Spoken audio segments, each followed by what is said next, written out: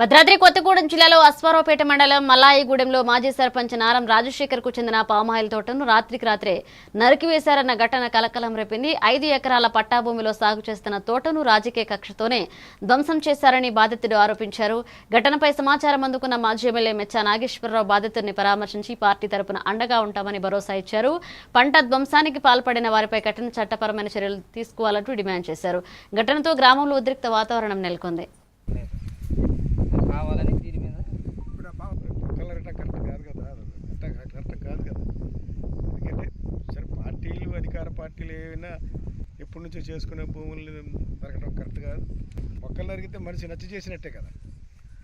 Survey చేయించి మీ గద్దు ఇది మీ గద్దు ఇది అని చూపెట్టాలి. అంతేగాని ఇట్లా మొక్కలు రేతిని పుట్ట వచ్చి నరకడం రెండోసారి మరి ఇట్లా కరెక్ట్ కాదని మరి హెచ్చరిస్తున్నా. రేపు ఆఫీసర్లతో కూడా కరెక్ట్ కాదని మరి రేపు పోలీస్ స్టేషన్లో కూడా శాఖ కేసు పెట్టారన్నారు. దానిపరంగా అవసరమైతే ఎస్పీ గారితో మాట్లాడతాం. మరి దీనికి జిల్లా కలెక్టర్ గారి లెవెల్లో తీసుకెళ్తాం. చట్టపరంగా మీద యాక్షన్ తీసుకోవాలి. తీసుకోకపోతే చాలా ఉద్యమం కూడా ఏర్పాటు జరిగే ప్రతి స్వస్థత బీఆర్ఎస్ పార్టీ తరఫున. కాంగ్రెస్ పార్టీ చేసే దౌర్జన్యం, ఈ కాంగ్రెస్ పార్టీ అధికారంలో ఉందని చెప్పి యువతల పార్టీ వాళ్ళని ఇబ్బందులు పెట్టడానికి తోటలు నరికేయటం ఇవన్నీ కాంగ్రెస్ పార్టీ ముసుగులో చేసే దౌర్జన్యాలు. ఈ దౌర్జన్యాల్ని ఖండిస్తున్నాం. రేపు అవసరమైతే పోలీసు వాళ్ళు కానీ రెవెన్యూ వాళ్ళు కానీ సరైన చర్య తీసుకోకపోతే